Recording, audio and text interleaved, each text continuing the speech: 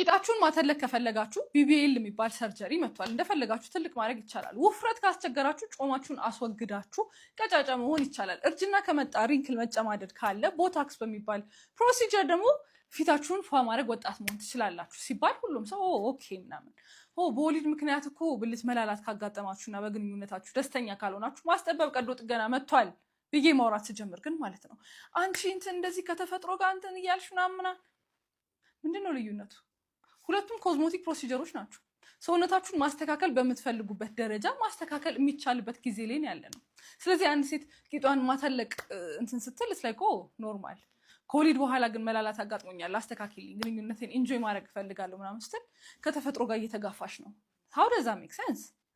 አሁን ያለንበት ጊዜ የፈልጋችሁትን ሰውነት አካል አጀስት ማድረግ ትችላላችሁ። በወሊድ ምክንያት መላላት ካጋጠማችሁና ወልዳችሁ ከጨረሳችሁ በምጥ ስፔሻሊ በምጥ ወልጅ ጨርሻለሁ ካላችሁ ማስጠበብ ቀዶ ጥገና ማሰራት ትችላላችሁ። ሁሉም ኮዝሞቲክ ፕሮሲጀር ነው ለማለት ያህል